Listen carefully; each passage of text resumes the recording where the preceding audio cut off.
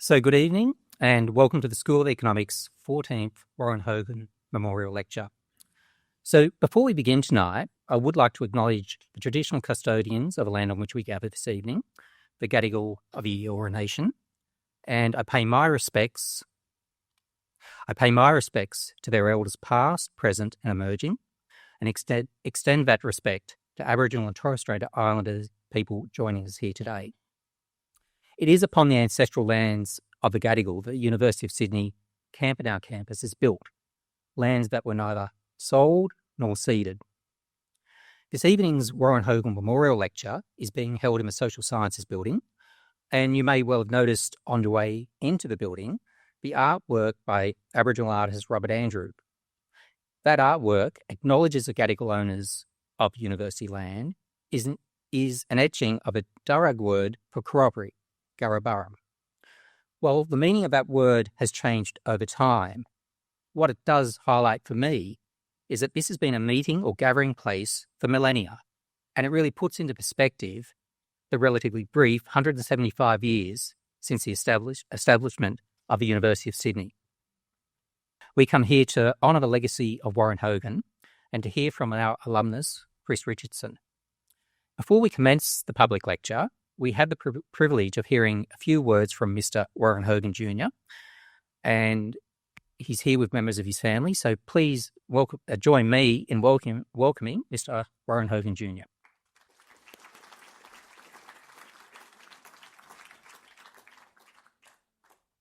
Thanks, Stephen, and thank you all for coming here tonight. This is, I think, got to be the biggest attendance we've had for what is the 14th lecture, which is fantastic to see so much interest. I've got a funny feeling it could be inversely related to how well our economy is going and our political economy, but I won't get into that.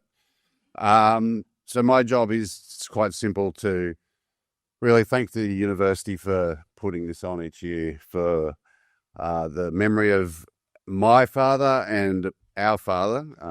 We have a fantastic representation of the family. My oldest sister, Dad's first child, Sandra, and her husband, Stan, are here. His second child, Kerry, who went to Sydney Uni Economics, and her husband, Lachlan, are here. We're missing one, Lindsay, who's in Canberra, being an economist, working for the government, as she has for 40 years. And Dad's first son, Alan, my brother, and me. So we got 4 or 5. We've got 3 grandchildren here, and there's many others out there that didn't make it here tonight. So we are all very honoured that Sydney Uni puts this on, and also extremely proud and thankful for everyone who's here tonight to listen to this. So the speaker tonight, Chris Richardson, is fantastic choice. I didn't actually know Chris was a graduate of Sydney Uni. There you go. I've known Chris for a long time. And I'm not one, I think there's one other business economist I know in the room, and he would know that I'm not one to be overly generous to other business economists. It's probably a character fault of mine, not my father's or anyone else's. But Chris is literally one of the economists in our community who has been a great source of insight and information for me from the get-go. I've left university and started being a business economist in 1995, and I subscribed to Chris's budget monitor, I think that year, if not that year, the year after. Somehow got my boss to fork out the money to Access Economics. And the detail of that for a young economist was fantastic. I learnt a massive amount following Chris's work for the subsequent years. I was working in New South Wales Treasury Corporation, watching fiscal policy in action. And of course, as my father told me when I was very young, watching the budget one night, you'll be doing this one day, which I did not believe would be the case, but it happened. And Chris is without doubt the leading expert, source of knowledge on our federal government's finances and fiscal position and fiscal policy in this country. In fact, I've got a feeling he's probably better than anyone in Treasury at the moment, but I won't go into that. And it's extremely important what Chris does. And it's great that he's still doing work. He's been very active because I'm not sure my father would be all that happy with how things are going because it's pretty tricky out there. The economy's changing and we're not really responding great to it. There's a lot of government action going on, and we're in I think, a critical point in our history. But Chris's work over the last few years in particular, and hopefully for the many years to come, will be an important voice in the public arena, keeping a check on our politicians and their construction of fiscal policy, and of course our government finances, which are all our finances, because of course it's taxation which funds that. So it's a great honour for you, Chris, to be doing this lecture, and I'm very much looking forward to what you've got to say tonight, and some of the work you've been doing in the last year or so has been some of the best I've seen all your career. So good luck and thank you. Thanks, everyone.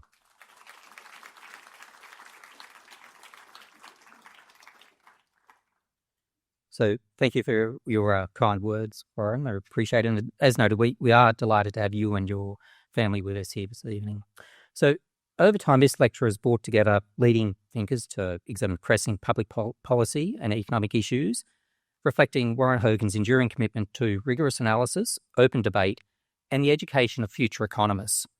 Tonight's memorial lecture, as I mentioned, will be presented by a distinguished figure in the Australian economics community, Chris Richardson, the founder of Rich Inside. He has served at the Federal Treasury, the International Monetary Fund, and in senior roles at Access Economics and Deloitte Access Economics. Chris is a University of Sydney alumnus, graduated with a Bachelor of Economic Honours in 1982 and received the University Medal for outstanding academic performance. This was followed by a master's degree in economics from the Australian National University, and in 2001, Chris was awarded the Centenary Medal by the Department of Prime Minister and Cabinet for his service to public policy and economic debate in Australia. Now, I know that Chris has, as his passion, to leave the world in a better place, and to do so by making economics understandable for everyone. I took that directly from your website, Chris. His topic tonight revolves around the federal budget, and it is my privilege to introduce Chris and ask you to join me in welcoming him into the lecture.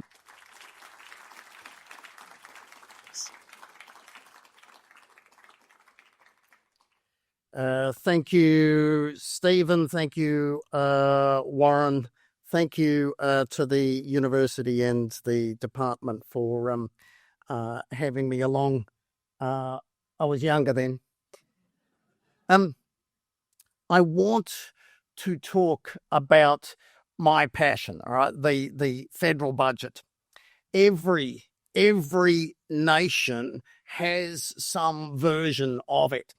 And it's a social compact, right? It is, and dollars aren't the only thing in a social compact, but they are something in a sense that we can look at, right? We tax workers, we tax businesses, we spend that on the young and the old and the sick and the poor and a defence force, and understanding that, all right, and getting it right or trying to fix it when it's wrong has been the passion of my life. And that journey for me started with the professor and the cake. All right. Professor Warren Hogan was my professor here. Not just a great economist, a genuinely lovely human being. I think a couple of years ago, I ran into Warren and I said, just how great that his dad was. But the thing that really stuck with me was a lesson that I learnt from him, because I saw it almost every day, that actually had nothing to do with economics. The professor was the professor. He was big man on campus. And yet he treated everybody the same. And back in the day, there was the old Merriweather building. If you drove up in that little street, there was a boom gate, I don't know, and a man at the boom gate, and that was his job. Are you allowed in or are you not allowed in?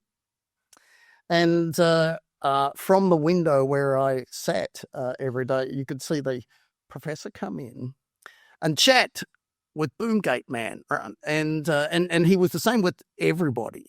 Right, but the conversations with Boomgate Man would often go on and on until the next person arrived and blew the horn. And treating everybody the same is part of when I talk about a national budget. I'm talking about every society having some version of two aims, prosperity and fairness, if you like.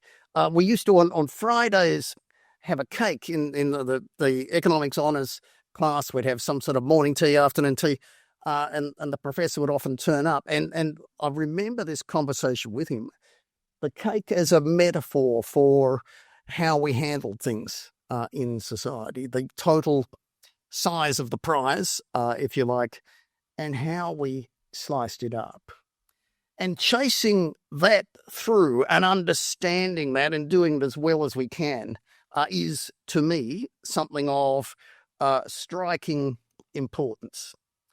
So prosperity and fairness, right? And, they're very summary terms, if you like. Prosperity is sustainable prosperity. It is perhaps best measured per head. So let me show you that measure. I want to talk about how it's going and how that is playing through Australian life at the moment. This is a simple but a good measure of living standards in Australia. It is all our income less two costs to give us disposable income: personal tax and interest payment. So disposable income, it's per person. It's been adjusted for inflation over time. So you can compare, this goes back to 1980 when music was better. And I was still at this university. And you can see that pattern over time. I call this chart slow, fast, slow for a good reason. Australia, having at the start of the 20th century, arguably the equal highest living standards in the world, we had not necessarily the finest 20th century. And for that early period there, that first slow, if you like, we were still grinding away. Our living standards were growing slowly. And there was a degree of unhappiness with how it's all was going in Australia. And then that following 20-year period transformed Australia in all sorts of ways. And there were, a bunch of drivers for it, especially in the early years. Some of the difficult decisions that our political process managed to achieve, a range of reforms, took time, but they started to show up in the effectiveness with which Australia was operating, and it showed up in our incomes. We also did things like free up financial markets, and there was maybe a little too much enthusiasm with some of the borrowing, but that also helped. The removal of some of those barriers helped our living standards. But you can see, it's the second half, if you like, of that 20-year period, the whooshka, as our living standards took off, as our living standards grew much faster, for example, than they were growing in the US at the time, as Australia rose up the ranks of rich nations in the world.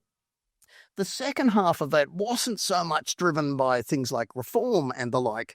It was more that we were able to slipstream the rise of China. Back then, the largest population in the world, and it began to develop very fast, and it focused on heavy industries. It was the perfect complement for what Australia had. And therefore the world, driven by those developments in China, gave Australia a pay rise for the stuff that we dug out of the ground, our excellent rocks. You might note, though, that we are back to slow. Now, to some extent, slow growth in living standards, it's not that unusual. But if you look across the last decade, living standards in Australia have grown just under 3.5%. For the average citizen of the rich world, the OECD, the matching increase in living standards in the last decade has been 18%. Our living standards are growing at about 1/5 of what you are seeing elsewhere. And understanding what's been happening, I mentioned that particular phase where China made a big difference. When economists talk about living standards, they will often go back to the quote that's the one used the most in economics, right? But it's used the most because it's so good. It's the Paul Krugman quote that productivity isn't everything, but in the long run, it's almost everything. And our productivity commission did a chart a few years ago. I call it the everything chart. It looked at the growth in our living standards over more than a century, 115 years. And the growth in our living standards over that time, you can see labour utilisation went down. Yes, more women in the paid workforce, but students, studying for longer. It's not because we are working a bigger share of our lives. It's not, by the way, I mentioned, the rise of China giving us a pay rise. The Productivity Commission there calls that the price effects. That's across that period. It's not really because the world gave us an enormous pay rise. It is productivity. We worked with better stuff, right? And we did better things with it. That combination saw a tremendous rise in our living standards. But that engine is starting to struggle on a few fronts. And that is posing a bunch of challenges, including for the budget. And that struggle was particularly apparent a little more recently. I didn't mention this little blip, but it is worth talking through what went on and why. We had, during COVID, a bunch of things, including an artificial boost to our living standards. And the government basically gave us more money than it was sustainable for it to do. And that, amongst other things, helped push up our living standards for a time. But the withdrawal explains only a small bit of that almost 10% drop in our living standards from late 2021. The other thing that happened, and it's kind of handy to understand as a backdrop to the budget, the other thing that happened is that here and around the world, we saw the first inflation fight in decades. And central banks, correctly, decided that they were going to do it a bit differently to the inflation fights from earlier decades. They looked back and they said, well, we often went too hard and we pushed up unemployment quite a lot. Can we do this better? Can we do this more carefully? Can we do this more slowly? And at the moment, as you stand and look, inflation in Australia has come down a long way. Unemployment has risen, but it hasn't risen anything like the extent we've seen in other fights against inflation. You would say the economics of that has broadly worked. But the politics of it are more complex. When you have, hang on, there's a photograph being taken.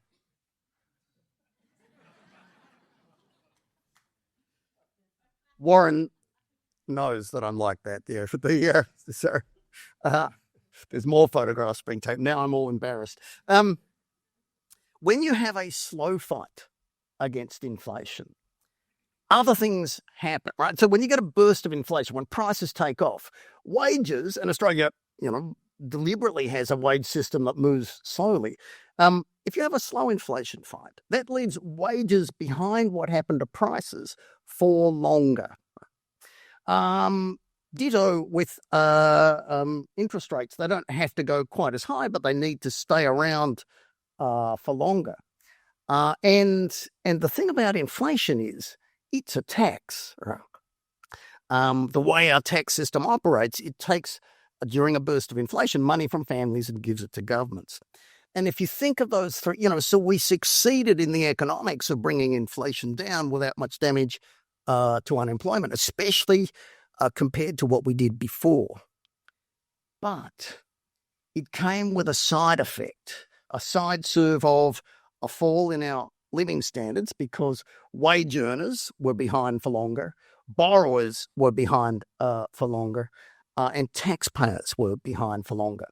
And that combination is politically trickier than the older way of fighting inflation, right? There were, instead of the awful pain of adjustment falling on the extra unemployed, it was spread more widely, right? It was spread across the wage earners, the borrowers, the taxpayers. And again, the economics of that, sure. The politics of that, a whole bunch of people feeling pain, that was trickier. And what happened off the back of that, I think we're yet to fully understand. This is federal spending as a share of national income. It runs, the green line is roughly about a quarter. It used to run. COVID, of course, we know, right? Spending roared up, money got thrown out for it, but it was temporary. You also saw that money go back down again.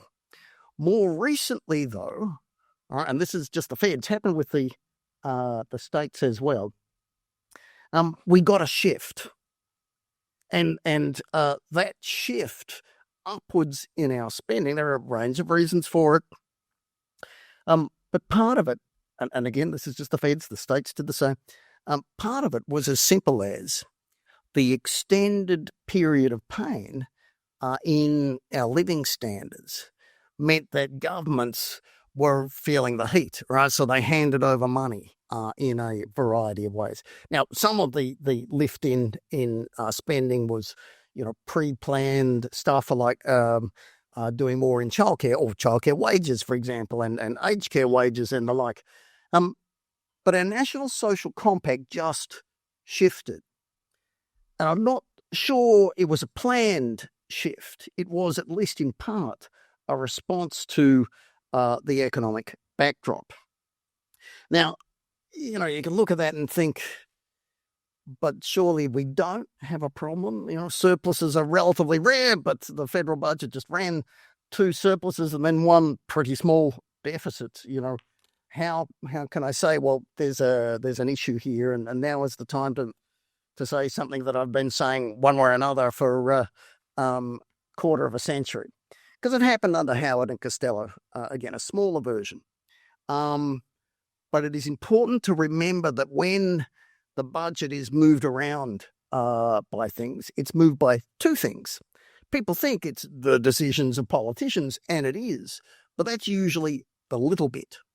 The main reason, the main impact on budget aggregates at any time is the economy, the ups and downs of the everything else, if you like.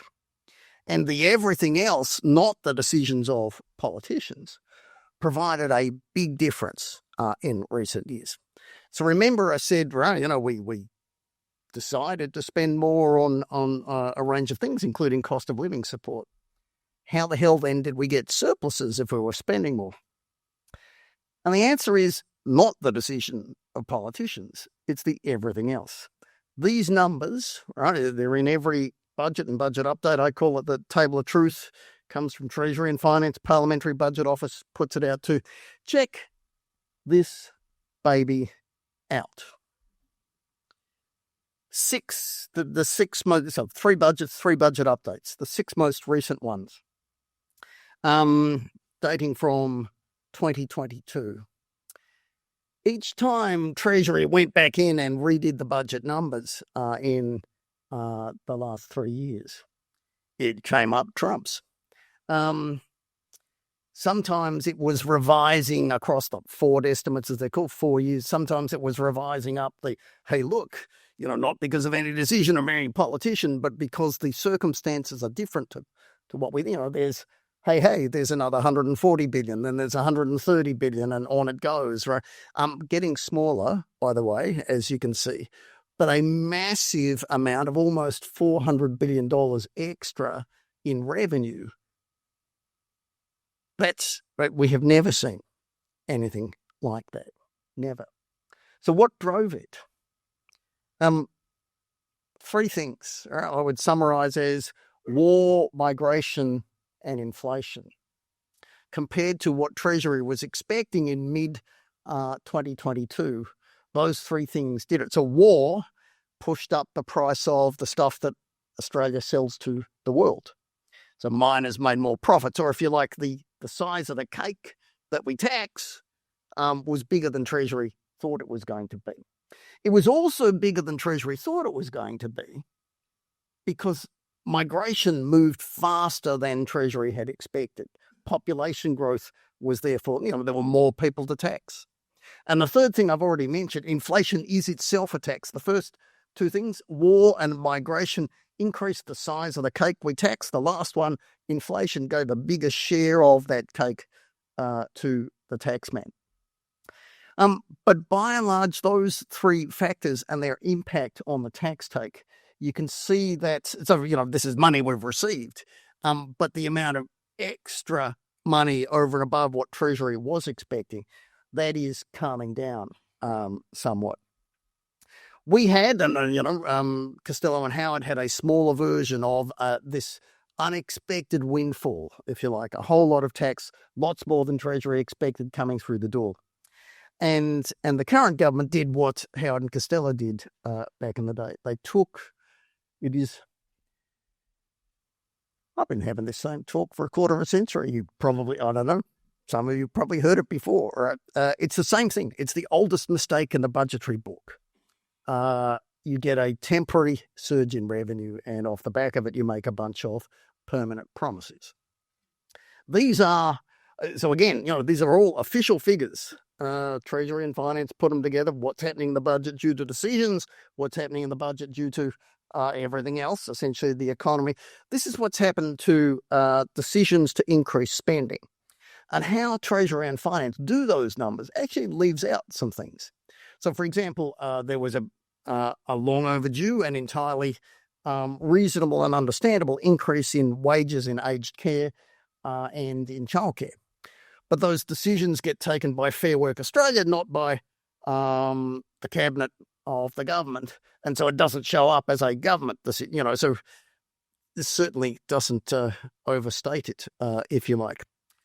But we have shifted the national compact. Yes, I know, we've had a couple of surpluses, we've had a small deficit, but do not underestimate. We have changed what we do as Australia and Australians with our federal budget. You can, these measures from Treasury, if you like, are from the bottom up. You can do the same thing top down. It's called a structural budget model.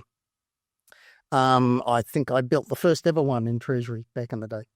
And the little arrow there essentially says it, and again, the official figures say it, doing a different way of putting the numbers together, but they tell us the budget has become weaker in fundamental terms. That's about $50 billion a year. I'm going to pause for a moment. So what I'm saying, well, first, I love budgets. They are national social compacts. You've got to get it right. But in a grand sense, whether you look at the last handful of years or you look at the last 20 years, we had a range of things that were great. Some of them very good for the economy, many of them absolutely wonderful for the budget. But by and large, those trends are running out of steam. And governments of both stripes have taken a 20-year period where the money sort of arrived without them having to do terribly hard work or take terribly tough decisions. Time for a drink. And I suspect that in the next 20 years it gets tougher, right? For a range of reasons. A more dangerous world is a more expensive world. You can argue, exactly how that might play through in the budget. A warming world is one in which the world may switch away from some of the things that Australia sells climate change to the world. We make big bucks out of it. But chances are in the future we will make smaller bucks out of it. There are a range of challenges that the last 20 years have, we've not addressed as many of these things as we should. What do we do and how do we do it? We have two big aims: prosperity and fairness, living standards, if you like, and how we distribute those living standards. And in the budget, in the National Social Compact, we have two big tools, right? Spending and taxing. And it is worth taking a moment to think about those. There's a green and a grey below the line. And this is families, the lowest 20% families by income up to the highest 20%. If you look at taxes, the things below the line, the combination of the green and the grey, turns out that the entire, taken as a whole, the tax system does not change fairness in Australia. The green, the personal tax, we have a progressive personal tax system. It's much tougher on high income. But we also have a GST, right? And in relative terms, relative to incomes, that's tougher on low income. You look at the entire tax system, it's not the lever that we use in general. You can talk superannuation. It's a real generalization, forgive me, but it's a handy one, and so many people don't take a moment to think about it. If you want a fairer Australia, and there is a great reason, I think there's a case to raise the rate, the unemployment benefit. If you want a fairer Australia, you need to be looking in the main at what we are doing with our spending, all right? And not enough people, I suspect, think about it that way. Prosperity, there's a whole range of ways that governments can assist around prosperity. The tax system, we actually talk about it too much. Even I will admit that. All right, so we can and we should have a better split between the states and the feds as to who does what. One of them should take all of health and the other should take all of education or something, so they stop tripping over each other. We should run our cities much better than we do our housing policies. Australia's housing policy for 4 decades has been the word no, right? And that is biting us on the bum in a variety of ways. Our competition policies can be better and in sorts of ways that you mightn't immediately think of. Things like not just traditional competition policies, but things like non-compete clauses that chances are a whole bunch of people are on them in the room or have been on them. The clue is in the name, right? Non-compete clauses. There are all sorts of things we can do to raise productivity, to raise prosperity in Australia, but you can do some things using the tax system too. It goes by the exciting name of marginal excess burden. But if you raise $1 of a given tax, look at this one, the state commercial stamp duties. When you raise an extra dollar of commercial stamp duties, you shrink the economy by about $2.25. All right. From the Latin, right, the technical term from the Latin of a tax like that is dumb. Okay. It's some of our taxes just destroy value. Some of them don't. Right. Marvelous economists, including I've stolen this chart from somebody who went through Sydney Uni. The economists spend their lives trying to understand this ranking. If you want a more prosperous Australia and you're looking at the tax system, then it is as simple as do less of this, the stuff that is hurting the economy, and do more, get more dollars out of this end of the chart. All right, let me get to, so those are our tools, if you like, spending, taxing, and our goals, prosperity and fairness. Let's take a little look at where we stand at the moment with our taxes. And my summary would be a bunch of them are terrible.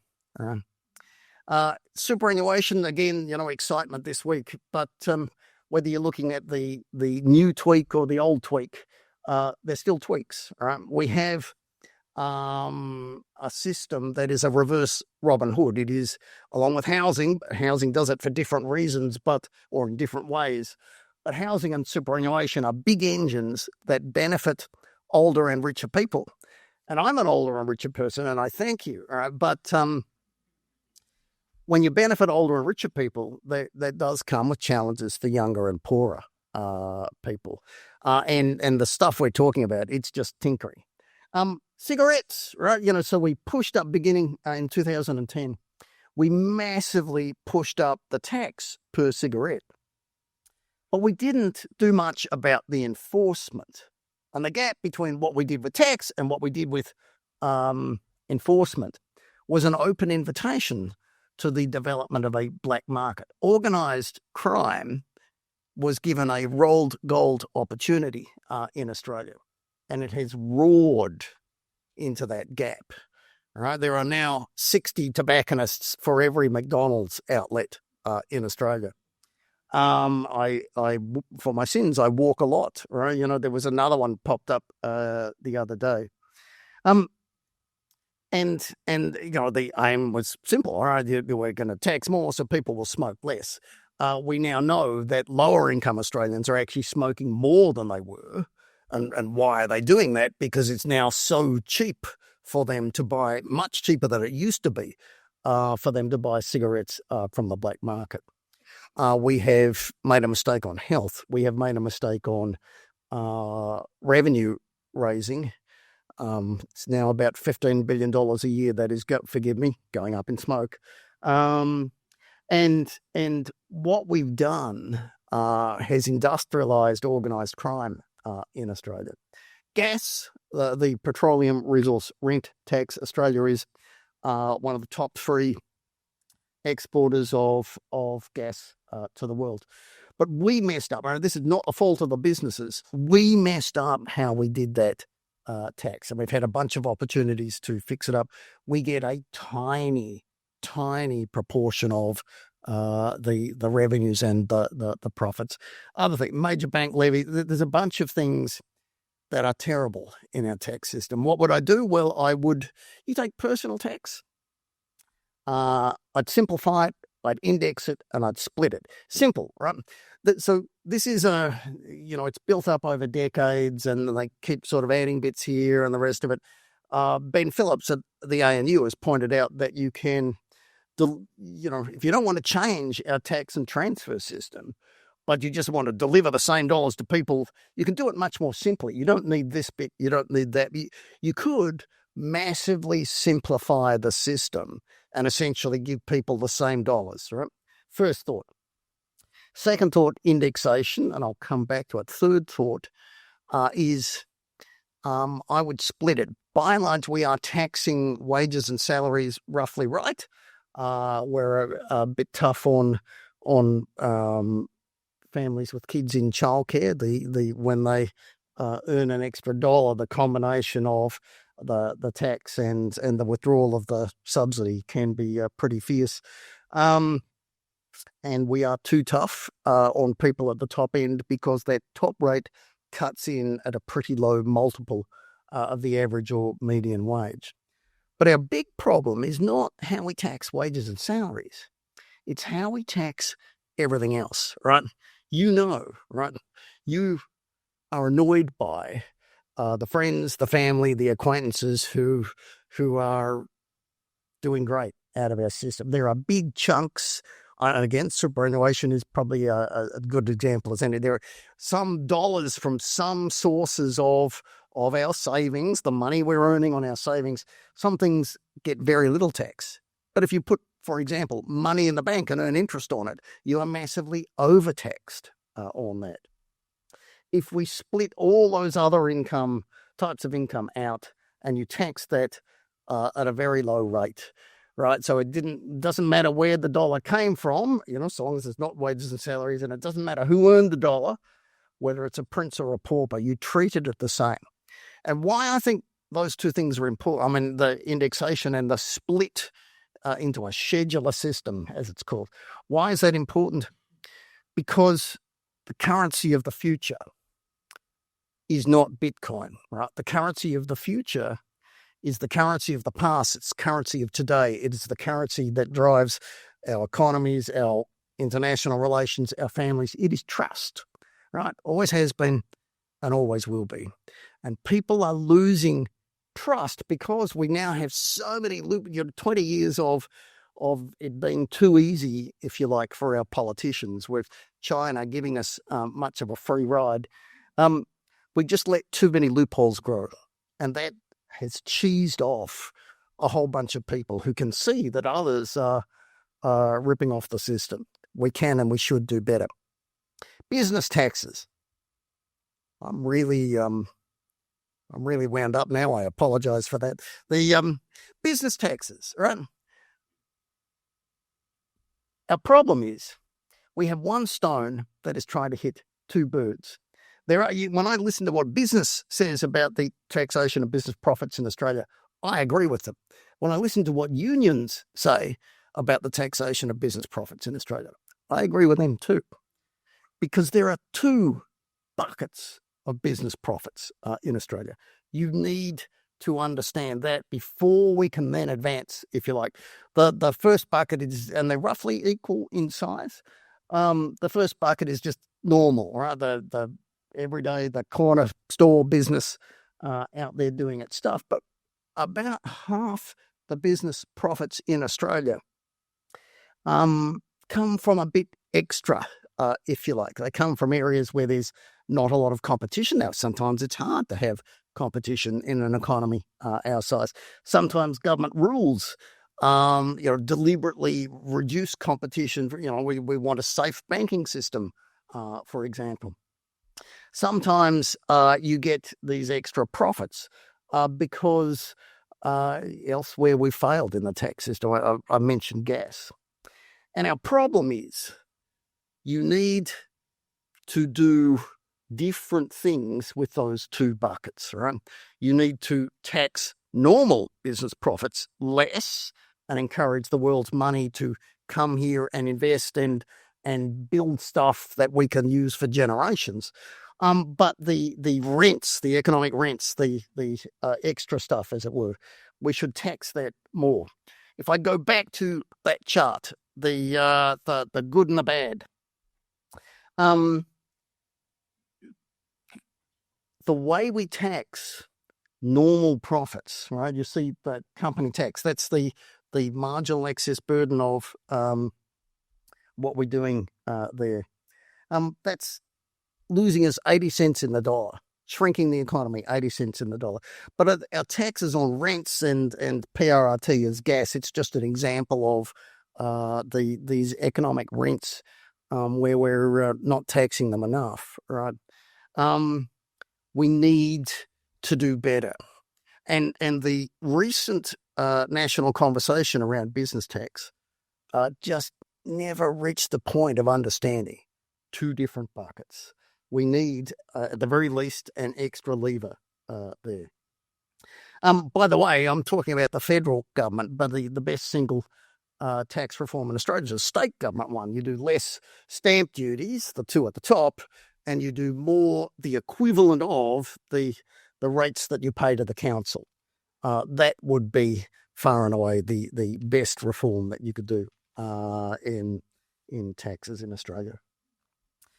Spending. All right. I saw Les Lake jumps up and down quite correctly that the WA GST deal is just a waste of money, right? We have made a mistake. NDIS, we used to fail out disabled. But the NDIS has been built with complex incentives that often get in the way of what it's trying to achieve. There's still a bunch of our disabled that we're failing, but we're now failing some taxpayers as well. When I look at our taxes, I see a bunch of things that are terrible. When I look at our spending, I see a bunch of things that are stupid. What can we do? All right. Three things: better rules, better reporting, better institutions. every government has some sort of budget rules. We should do this, we should do that. The current lot has been described as the weakest set of rules we've ever had, and I would tend to agree with that. But the point is not so much the specific rules. It is to understand that in the expenditure review committee, right, when somebody comes and says, there's this wonderful idea, we need to spend a whole lot of money, or we need to cut this tax by a whole lot. The rules let the treasurer of the day tap the sign. Right, yours is a great idea, would if we could, but remember, we've promised that we won't do this, or we won't do that, we'll try to do, so you need to be able to give the treasurer in that room some ability to hold, because there's always enormous demands coming to whoever is in government. Better reporting. There's now massive amounts of off-budget spending. We give an incentive to what I would call nationalise a range of stuff. We hide key budget measures. We can, and therefore the politicians do, drive trucks through our reporting. Back in 1996, we had a Charter of Budget Honesty. It is in desperate need of help. Better institutions, for sure.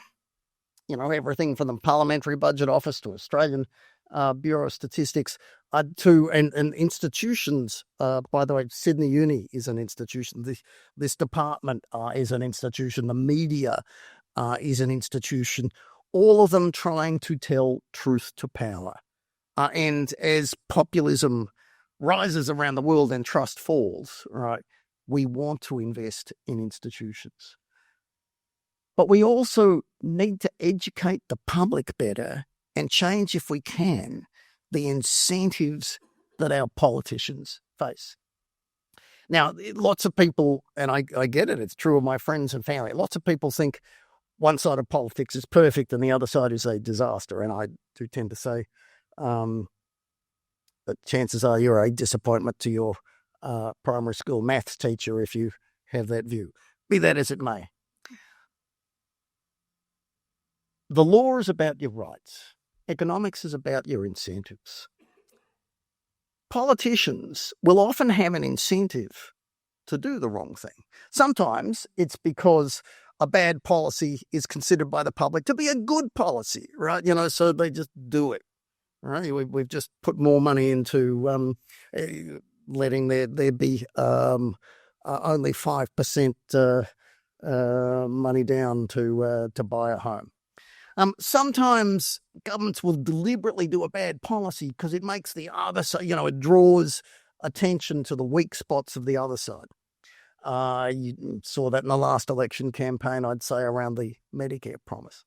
Sometimes governments want to be loved more than they want to govern well. That's very true as an election approaches. Think of the last Queensland election where suddenly we were down to 50-cent public transport fares. And sometimes, the bad policies have been in place for a long time. And whoever benefits from them, they've had that money, they consider it normal, and any effort at reform that took away that money would be incredibly contested. And so our politicians don't try it. Those are the things that we have to fight for, right? Getting our national social compact right is important. The luck that we've had has left us with much less debt than many comparable nations around the world. There are many great things about our situation. But my worry is that some of the things that have gone so well for Australia for a long period of time won't continue to deliver the same dividends to the budget, and that our political class needs to rise to a set of challenges at a pace that it hasn't been doing for quite some time now. That's what I would love to see. And now the key question is how far you read down the disclaimer slide. Thank you very much.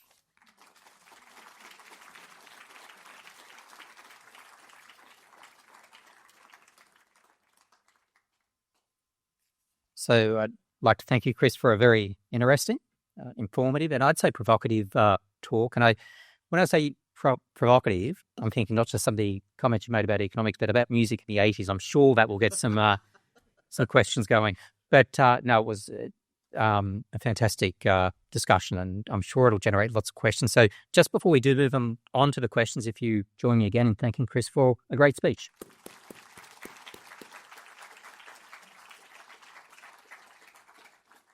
So we do intend to open up the floor now to, I'm going to say comments or questions, but I do have two requests, actually. The first is that if you do want to make a comment or question, that you do identify yourself. As I mentioned, this is being recorded this evening. And the second is that if it's a question, could you keep it brief? And if it's a comment, perhaps even briefer. And with that, there are some roving mics, Krista and Liam. So, all right. I'll take a question here and then... Yeah, thank you. It seems very logical and very evidence-based. Oh, sorry. Yeah, Vince Mitchell from the business school. It seems very logical, evidence-based. So which bits did you make up? Well, that's truly what I learned at Sydney University.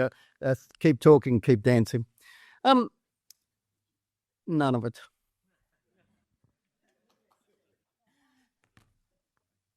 Okay. Oh, Okay. so, Sorry. my name is Charles Littrell.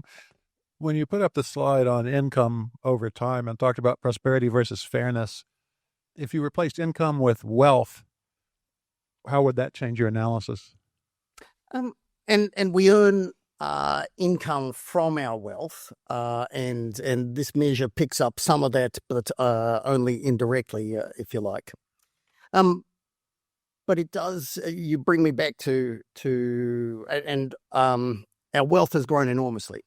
Australians are spectacularly wealthy per head. All right, so the average.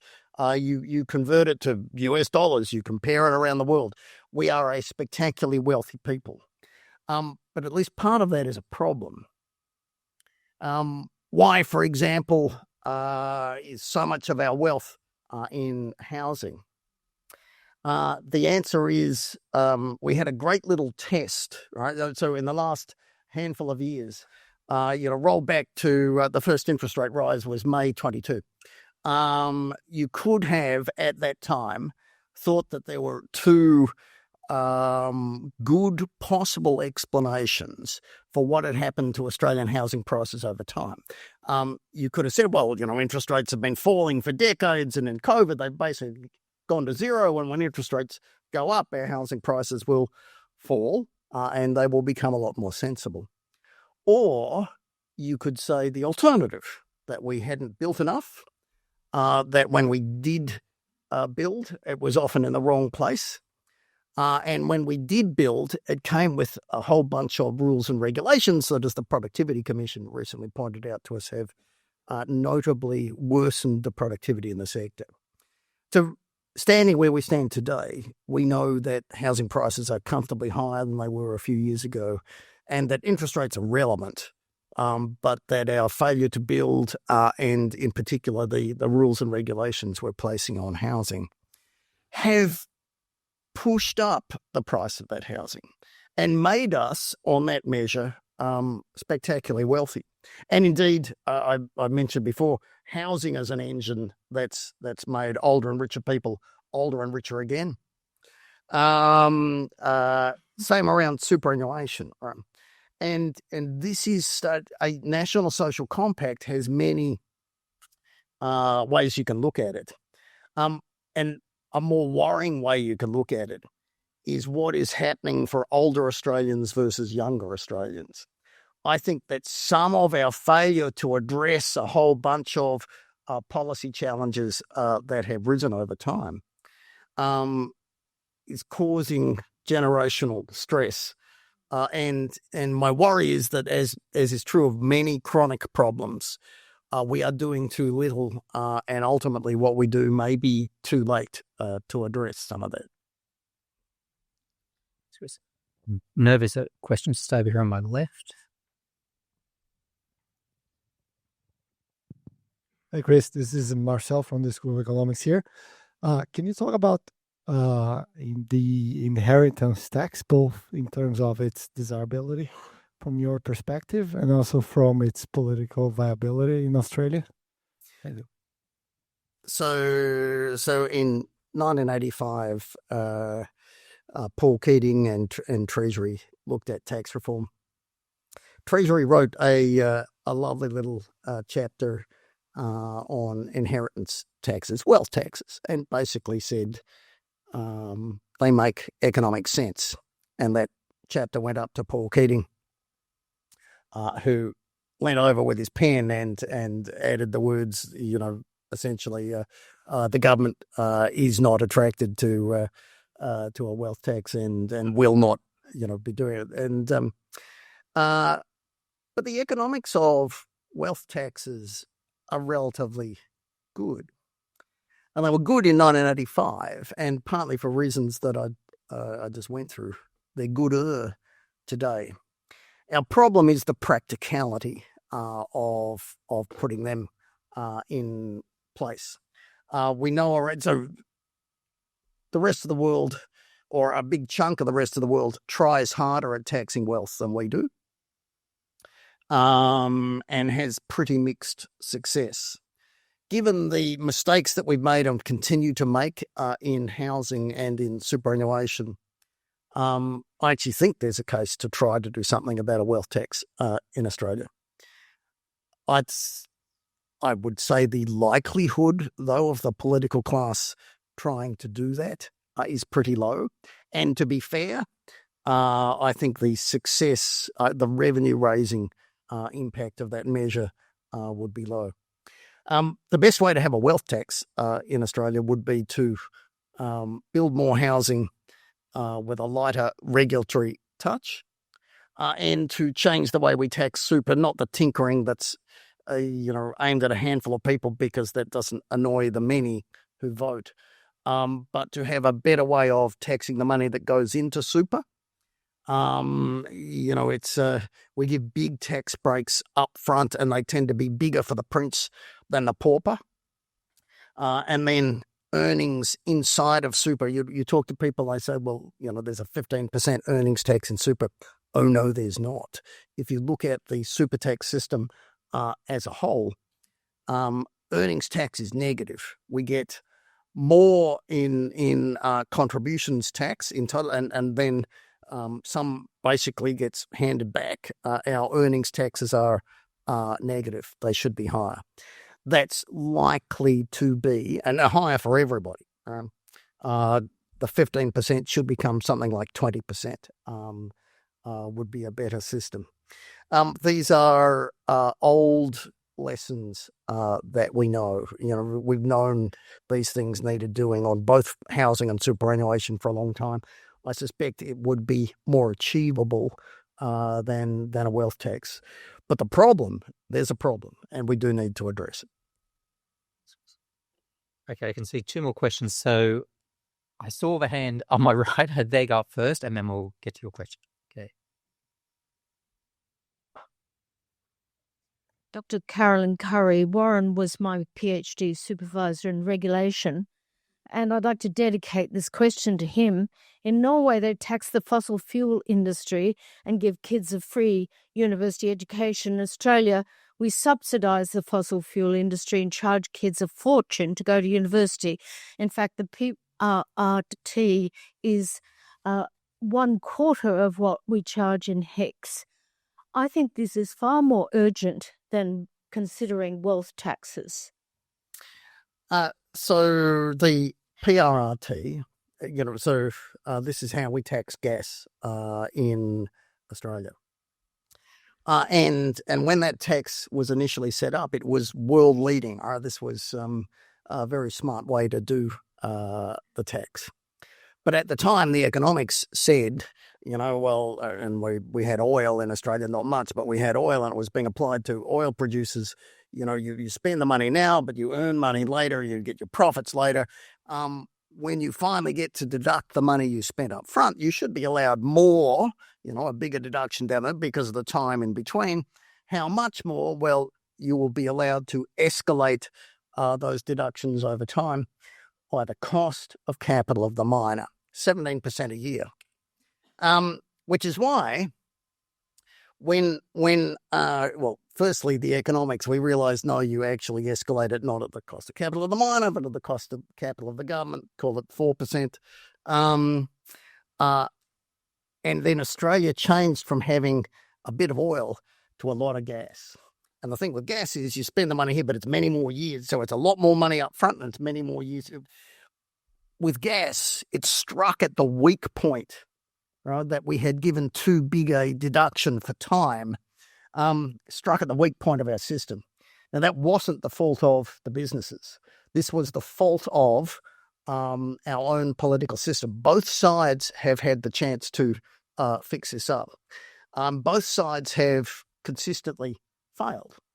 Why? Well, the most recent period is because not in the last election, but the two preceding ones, the electorates in Western Australia were key to the outcome.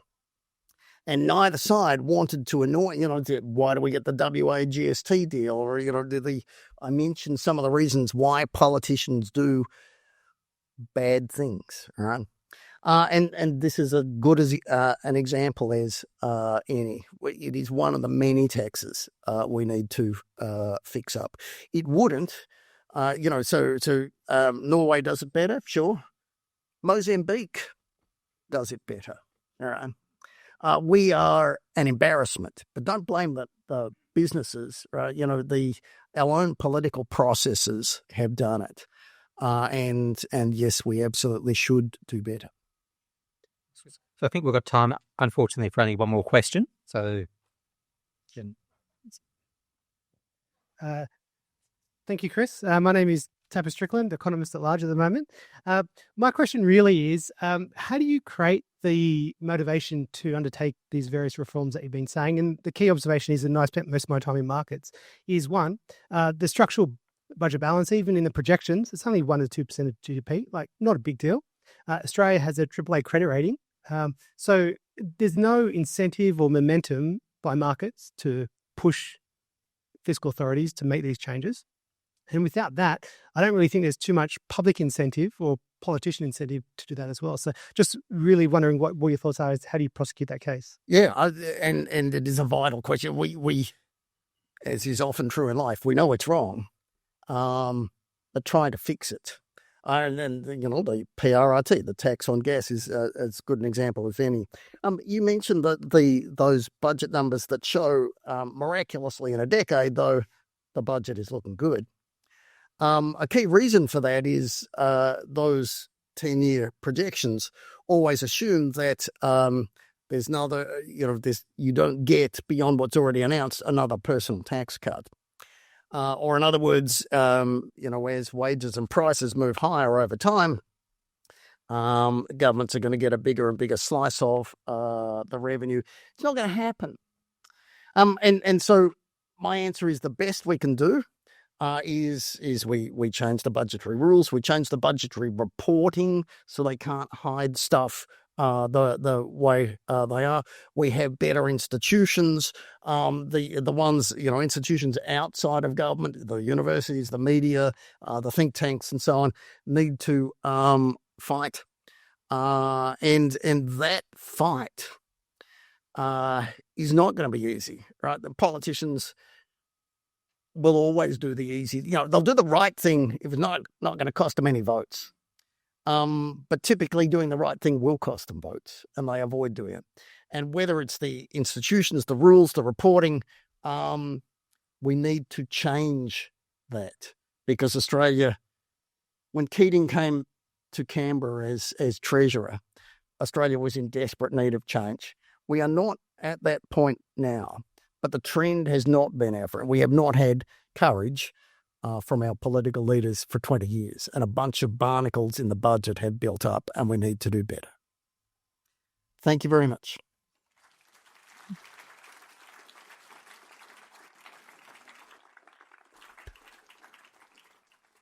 So thank you, Chris. Unfortunately, I have to bring this to the questions at least to a close. I know we could keep talking, I won't say all night, but certainly longer. But before I do that, I want to invite Cal Gulson, who's the Associate Dean, Academic Excellence in the Faculty of Arts and Social Sciences, for a vote of thanks for Chris. Thanks, Stephen. Good evening, everybody. I'd just like to start by thanking the Hogan family for supporting this event. It's wonderful to hear that this is the largest event, and long may that continue to go in that trend. I'm not an economist, so I saw more graphs tonight than I've seen for a long time. Chris, thank you for sharing your passion with us. I'll definitely take away the idea that our currency is trust.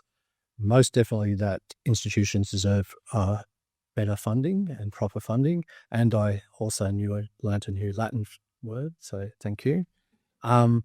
Last and by no means least, thanks to the School of Economics for hosting this event. It is an enormous amount of work to put an event like this on. I'd like to acknowledge our head of school, Professor Stephen Whelan, Professor Hugh Haley, to thank Krista Williams and Liam Williams and all the professional staff of the school who helped put this on. So if I could invite you to join me in one final round of applause for all group.